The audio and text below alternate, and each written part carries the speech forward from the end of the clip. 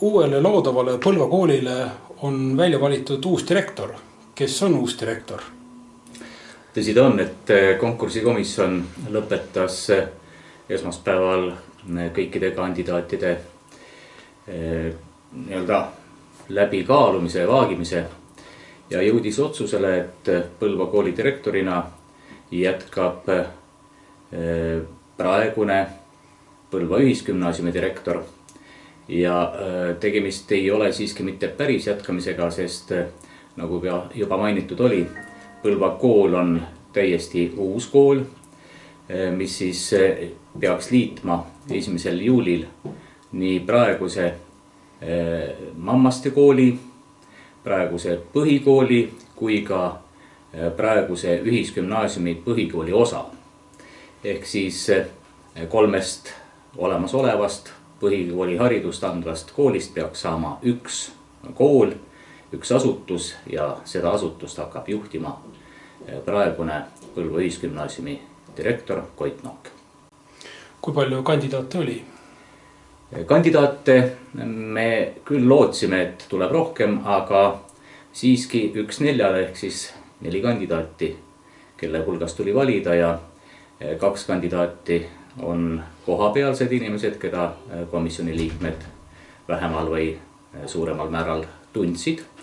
Aga 2 kandidaati olid ka väljastpoolt maakonda. Mida siis Koit Noogi puhul esile tuua? Kindlasti arvestati ehk seda komisjoni poolt kõige rohkem, et tegemist on haridusjuhiga, kes on juhtinud pikema aja vältel rohkem kui ühte kooli ja kes on juhtinud suurt kooli.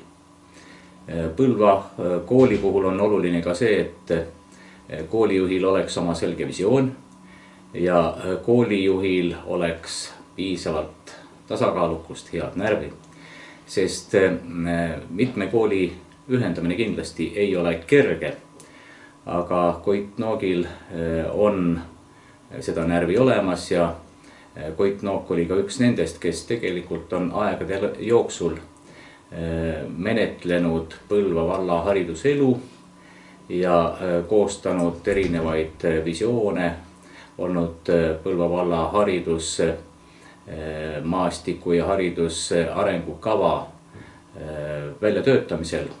Nii et see kõik kindlasti mõjutas komisjoni otsust. Koit Nook, teid on just valitud Põlva kooli uueks direktoriks. Palju õnne! Tätima! Et millised plaanid siis ees ootavad? Kõigepealt see otsus on nii värske, et eks ma sain ise ka just teada. Sisuliselt kohe praegu. Aga eks need järgmised tegud traditsioonilised, mida on juba paljudes kohtades läbi tehtud. Kõigepealt tuleb vaadata, kes osalesid õppejuhataja konkursil. Sealt kiiresti leida 2 õppejuhatajat, siis nendega kokku leppida järgmised käigud. Kõige suurem mure on see, et ega ei saa praeguseid koole ja töid ilmselt maha jätta keegi. Ehk et kuidas teha nii, et praegune kool saaks ära lõpetatud, aga samas, et uus saaks üles ehitatud ja rajatud. Aga jah, siin juba mõtteid on ja kogemusi teistest ka, kus mõnes on samuti läinud, mõnes on ka uued inimesed valitud. Kuidas nüüd on, et kas järgmisest õppeaastast muutub lihtsalt kooli nimi või muutub ka midagi selle sisus? No tegelikult on muutused päris suured. Kõigepealt seoses sellega, et gümnaasium ei ole enam munitsipaalkool. Gümnaasium eraldab, aga kõik ülejäänud praegu on ju Põlva vallas 3 kooli munitsipaalkoolina ühinevad. Kuigi nad jäävad siis tegutsema 3 aadressil, aga ikkagi on tegemist ühe kooliga. Ja see üks süsteem, et see nagu muudab asja hoopis teiseks ja suure tõenäosusega on ka osa õpetajaid teised. Mõnedel lastel kindlasti on samad õpetajad, sama klassijuhataja, osadel võib olla teine. Aga ma arvan, et see üldsüsteem jääb tõenäoliselt ikkagi väga sarnaseks sellega, mis on, sest ega meil 3 kooli vahel võib nii suuri vahesid ka ei ole, et peaks midagi väga lõpetama ja teist alustama. No milline on Põlva koolikorraldus 10 aasta pärast? No tahaks, et nüüd ei 10 ega võib-olla ka natuke rohkem aastate jooksul ikkagi enam miski ei muutuks.